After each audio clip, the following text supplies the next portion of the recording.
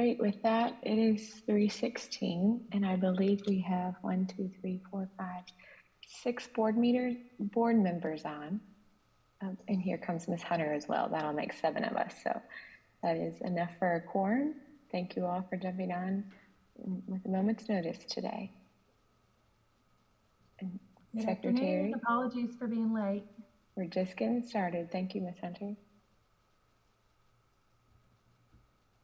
Secretary, we will call this meeting to order. We have one action item. Yes, good afternoon, and thank you everybody for jumping on. I know it was a little bit last minute, but we have a change of status in one of our charter schools that we wanted to bring forth through today. So I believe, I don't know if it's either Dustin Wood or Dr. Smith from the school choice office will kind of give an update and present the recommendation to the board. So at this time, I'll turn it over to them. I think I see Daryl there. That's me, yes. Hi. Thank you. I'm really small on the screen.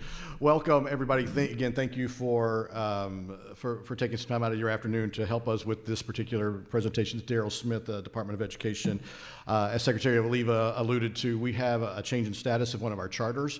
The Arkansas Military and First Responder Academy, located in Southwest Little Rock. We were notified earlier this week that they had their nonprofit status had been revoked. It had actually been revoked since November, and we were notified by just in the last week, and it was published in the IRS in March. The problem with that is that once the charter was revoked, once the C3 status was revoked, there is no longer a mechanism for the state to pay the school and to use their ADM money to pay to offer funds into their system. There was a number of other operational and financial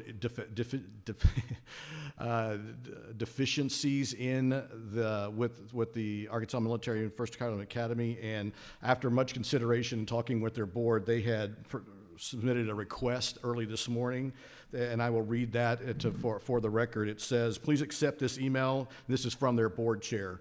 "Please accept this email as Arkansas Military and First Responder Academy officials request to voluntarily transfer its charter to Exalt Academy. The board of AMFRA unanimously voted to approve the merger. The board further requests that the current faculty and staff remain in place for the remainder of the school year in order to provide as little disruption as possible to the students and the parents." So at this point, we had a CAP meeting earlier today at about 2:30. The CAP voted unanimously to accept this request from the board from AMFRA, therefore transferring the charter to Exalt, and therefore Exalt going forward with an affirmation vote from this board will then become the operational entity over AMFRA going forward for the remainder of this school year. So that's kind of the high level explanation. Certainly welcome any questions that you may have. Thank you, Mr. Smith. To clarify, our board today will be voting to review or not review the decision of the charter authorizing panel. I'm sorry, I didn't. Is it breaking up? Our board will be voting to review or not review the decision of the charter authorizing panel? Correct. To affirm their decision, their recommendation to you. Yes, ma'am. Okay. And board members, their recommendation is now linked on the ADE website agenda as well. Let's start with questions. If anyone wants to, raise your hand or just turn your microphone off. Turn your microphone on to ask a question. This is Ken. Will the mission basically stay the same for that school? I'm sorry, sir, you broke up just a little bit. Would you repeat the question? Will the basic mission, the original intent, stay the same for that school? No, sir. As of the affirmation vote here, Exalt will be the operational entity there, and therefore will have governance over what happens with that school moving forward.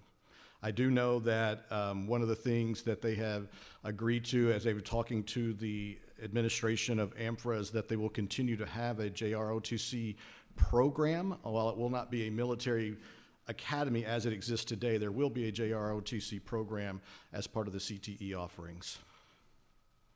Okay. Dr. Smith, this is Gary Arnold. Could you comment on the rationale for Exalt to be the chosen charter? Yes, sir. So there's several opportunities there. Earlier this year, given some of the operational and financial issues that AMFRA was currently experiencing, they had begun some discussions with Exalt. The Exalt campus is about 1.5 miles from where AMFRA is anyway, so they're very familiar with the Southwest Little Rock area. So they had already begun some conversations about what a possible merger might look like if we got down to that point. So when the opportunity came, or when the time came that we needed to make a decision on who we could transfer this charter to, Exalt was number one, a choice because of location, because they were familiar with that area. Number two, Exalt is also in the process with a strategic plan of opening a new high school. Their plans was to open a new high school in 26-27, but since we had already reviewed some of their plans, and they will be going before the charter authorizing panel for their high school amendment on Thursday, that since they already had a plan for a high school, they were familiar with the area, and I think earlier today, the superintendent said about 40% of the current enrollment at AMFRA graduated from the K-8 school in Exalt. And so there would seem like it was a natural fit because of location, because there had already been discussions, because there was already a process and already a strategic plan in place to start a high school. Thank you. That's very helpful. Ms. Woods, I see you have questions.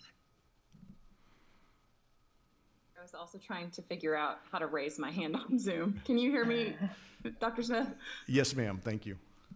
Are there any, and this may be a dumb question, are there any financial considerations like grants or scholarships that are tied to the charter school that we need to be considering moving over to the Exalt? Not specifically. Based on their 501c3 status specifically? Yeah, not specifically. As Exalt takes over, since they'll be the operational entity that will take over, there won't be, there are some entities that will help them, I believe, through this transition phase over the next several months, knowing that there were some issues with AMFRA and some financial issues with AMFRA, and so there are some other entities that are prepared to step in and help them through these next 3 months to make sure that there's no detriment to Exalt as it currently exists. Okay. That was it for me. Ms. Keener, questions? Yes, thank you. So this is news to us, but I imagine their board has been aware for a while. Does this dissolve their current board, or was the decision in November, did that dissolve the board? And does Exalt's board take over? How does that work? So yes, as of your affirmation vote of this request, the current governance structure of AMFRA will no longer exist or will be dissolved, and the Exalt board will basically be overseeing what happens at the AMFRA campus for the next several months and potentially moving forward from there. Okay. And what about family communication? Is this going to be news to them as well, or have they been aware? So we talked to Mrs. Long, and she's actually on, the superintendent of Exalt is actually on Zoom, and she could probably speak into this a little bit more, but I'll just give you the quick version of this is that they have been in communication with the administration at AMFRA, and they have worked out a communication plan for both the parents, the students, the faculty, moving forward over the next several days to try to make this transition as smooth as possible. And I would refer to Mrs. Long on Zoom here for any further details.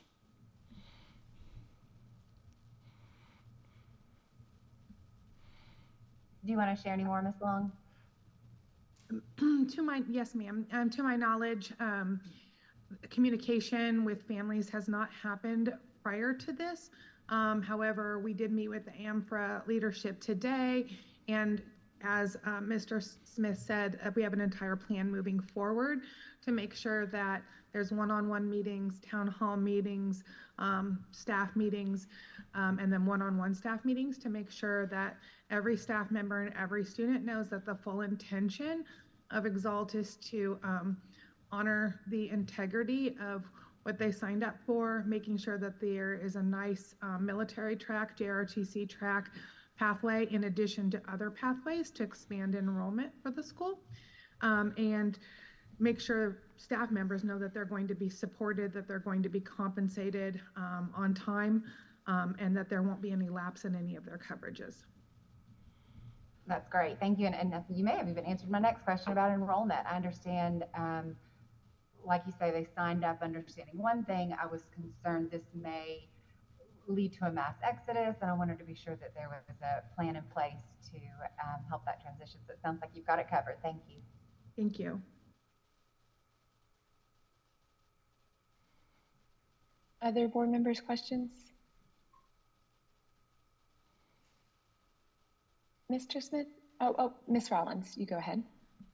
Well, I want to make sure I understand. These students will be staying in the same facility through the end of the year, so there's a little less disruption in their everyday. Is there anything that would be obvious to them that really is a change? Not through the end of this year, other than additional presence and additional support on campus for the teachers and administration.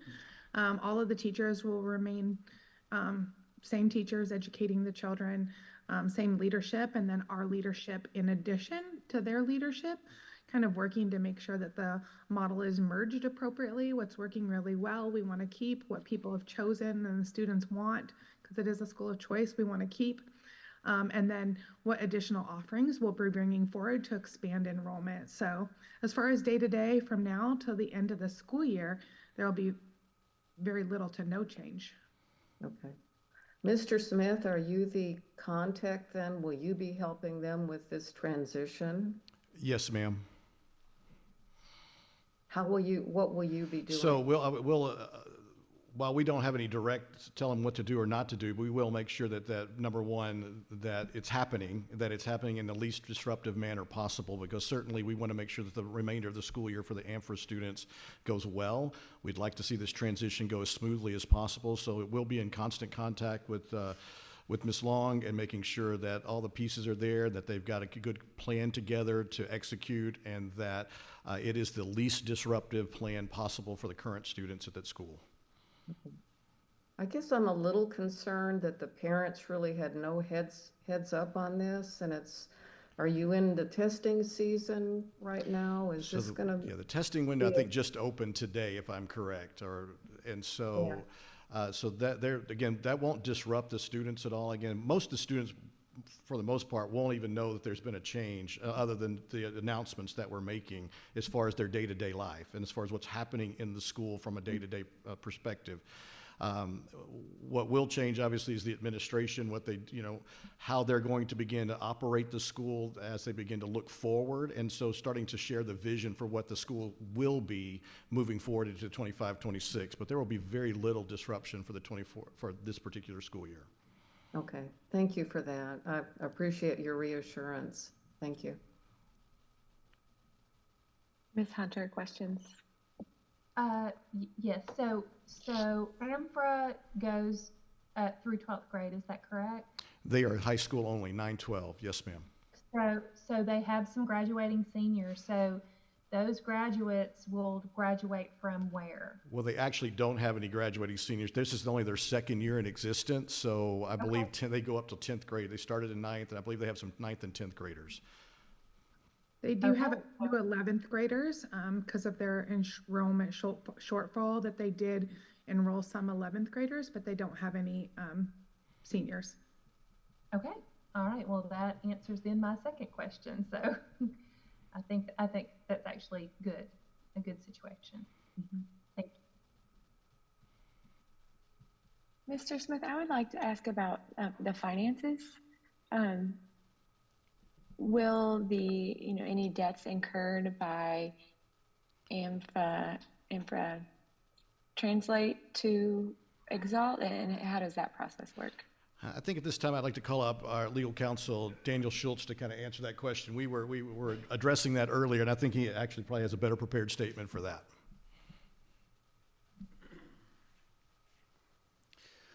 Thank you, Daniel Schultz, Department Counsel. Prepared statement's probably overstating it. But this is a voluntary assignment. It's covered under the laws governing charter schools, and essentially what is happening here is, as of today, if you approve this measure, AMFRA will no longer exist as a public charter school in Arkansas. There is a mechanism where debtors to that institution can make a claim on debts incurred up to this point, so it can be held, they can be compensated. But moving forward, it will, again, as a charter school, there will be no entity to have financial liability as far as the state's concerned. Okay. Does that answer your question? Any funds from that school transfer to Exalt? The funds will technically transfer to the department, but again, Exalt could call on those funds as it needs to moving forward, and any funds in the future will be paid to Exalt directly. Okay, so Exalt will have, the existing funds necessary to pay the current teachers. Yes. Do you all have any insight into the revoking of the 501c3 status? I know you talked a little bit at the charter meeting, but why that occurred, and if we don't necessarily have all the specifics of it. We do know that it was beyond the November revocation, that it was poor management and some not filing the proper paperwork multiple years ago. So we think about it, at this point, it looked like 2 years ago that this has been going on for a multiple of years, and then over that time, it was eventually revoked actually in November. So this was an ongoing problem. Why it didn't surface for the school sooner than that, we're not totally sure. We had a long discussion with the board late Friday night and Sunday night. They admit their lack of oversight. They admit to the fact that there were some poor management, some poor financial decisions and operational decisions that were made with the school. But it seems like basically it was just poor management and not taking care of the things that need to be taken care of. We don't think there was any nefariousness or any intent to defraud or anything of that nature, but it was really just poor management. Well, is it the agency's responsibility to do any more investigation into that management and any further consequences or repercussions? And we did. So like I said, the school's brand new. Okay. So the school's only been in operation for 18 months, 19 months at this point. And so as we were looking into the operational and financial deficiencies that they had, this is what surfaced, was that the revocation wasn't posted on the IRS website until March 10th of this year. So just less than a month ago was it posted. And then by the time we were made aware of it within, I think, the last week or so. So within a couple of weeks of it being posted on the IRS website, we were made aware of it, and thus we're taking action at this point.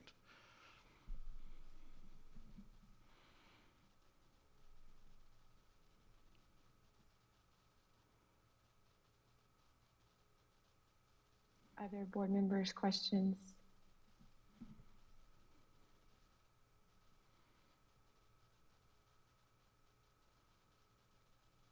I do. I mean, that is hard. It might have been a multi-year process. The leadership of AMFRA, are they resigning? Will they transfer over to Exalt? What does that look like? I'm sorry, you broke up a little bit there. Would you mind repeating? The leadership of AMFRA, have they resigned? What's the situation? At this point, no. Again, I think the idea for everybody, and I think certainly our desire is that everybody, we try to not disrupt the system anymore, that it probably will be disrupted when the announcement actually comes out. I know that Ms. Long's working with the current administration to try to finish out this school year. Now, what that model will look like going forward into 25-26, that's up to the Exalt should this measure pass this today. But they are under the understanding that as of an affirmative vote right now, that their board authority and governance will be dissolved, and that the administration superintendent, as far as making day-to-day and operational decisions, will no longer exist at that point, and they will answer to Exalt at that point. So they are very aware of of the change in governance and structure moving forward. Okay, I know that's not the conversation this week, but down the road, having a little bit more information as to what happened, such that if something like this happens again, you all will be able to, have that absolutely red flag earlier on. Yeah, absolutely. But Yeah, but hopefully won't. like I said, it was just something that we found out within a couple of weeks, right? So as soon as it was posted on March 10th, and that we were at that point, we started taking action, and sort of because we found out, I guess, 2 weeks after that, so beginning of April, and then at that point, we were trying to figure out what the next step would be from a legal standpoint of if a charter no longer has nonprofit status, then at that point, what does that mean for a state, and how does the state respond to that? And so once we figured out what we needed to do and how we needed to best respond to help the school, to make sure make sure the school could continue operation, this is where we landed. And so this is why we had the cap earlier today, and then while you guys were asked to come back a little earlier for a special meeting. Yeah, I think it's obvious that none of us like abrupt decisions, but it's equally obvious that there are very few options, if any, that we have that aren't detrimental to the students. Yes, sir, and I would agree 100%. This is certainly not anybody's ideal situation, and the swiftness of this action really was precipitated by the lack of when we discovered that they no longer had a nonprofit status, and therefore, in order for us to continue to provide the services and make sure there was like in the least amount of disruption for the families and the staff at this school, this was the action that needed to be taken. But I would agree 100% that quick actions are usually never the best option. Ms. Hunter, did you have some questions? Well, it's really kind of it's not a question so much as a comment or observation. It's more on the lines, Dr. Moore, of what you were suggesting about looking for red flags in the future. I'm also concerned, and I heard that, you know, we don't think there was anything nefarious going on here, which I'm pleased to hear that. But I do think that we need to do. I'd like to ask the department to do a real deep dive, sure, to like a root cause analysis of how they lost their nonprofit status, so that, you know, we can have some lessons learned to share, like create best practices to avoid something like this in the future. Yes, ma'am, and we'd be happy to provide that, do that investigation and provide the results of that investigation. Thank you. Mr. Smith, can you tell us what's the enrollment at the school? I believe it's 152, if I reminded correctly, the most recent attendance count. Okay, thank you.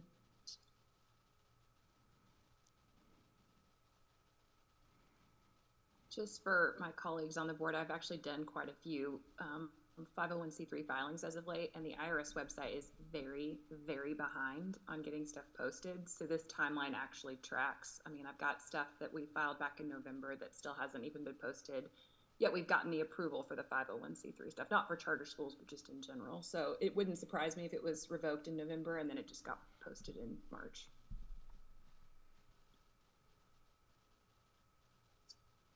And then, Mr. Smith, there's a charter authorizing panel meeting later this week or next where Exalt will be bringing.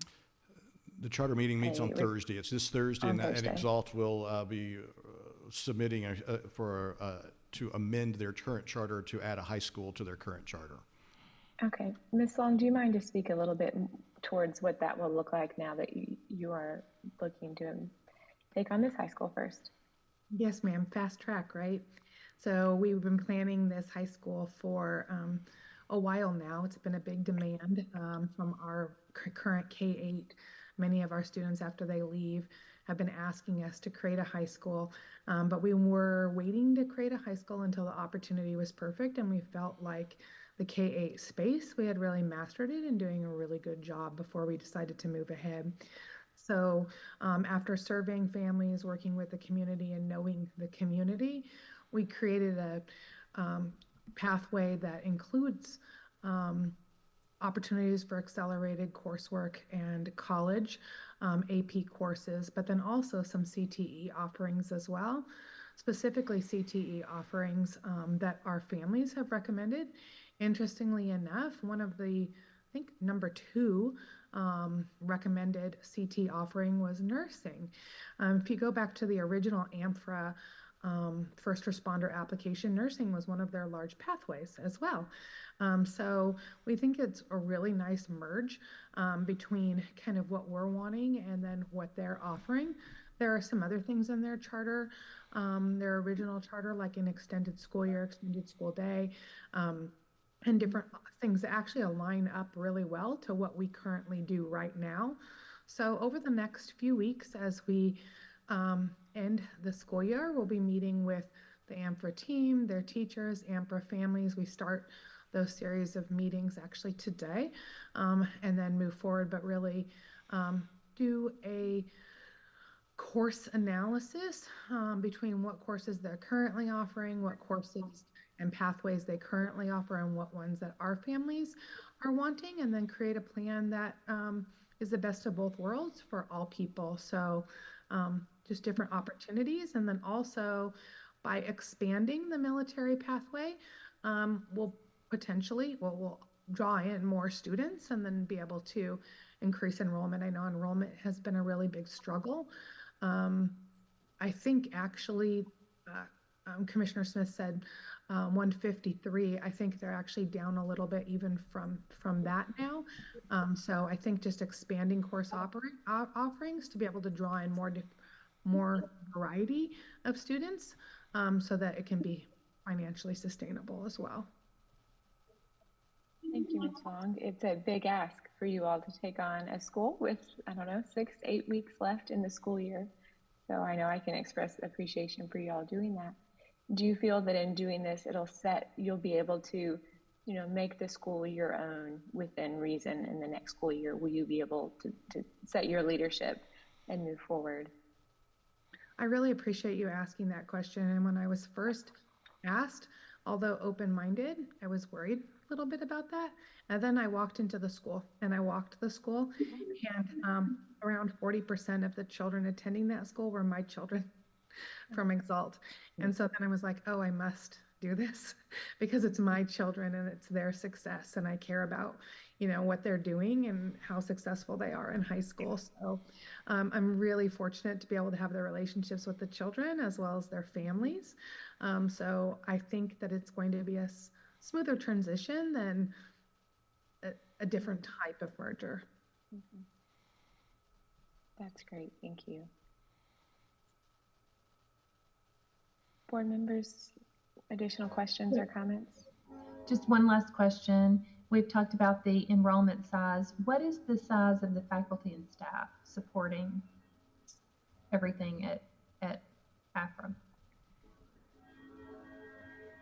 I believe there are 8 teachers currently right now, and there are several administrators that are also teaching classes. So that'll be something that I'll learn more about in the next couple days on how they have it structured. I know that because of their enrollment shortfalls, they had to minimize staffing and be creative when there's only 100 and some students, and you have to be real creative with that. So that's something we'll look at.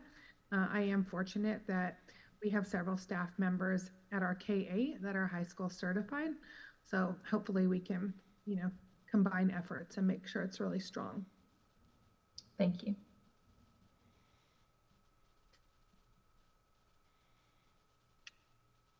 Board members, other questions or comments?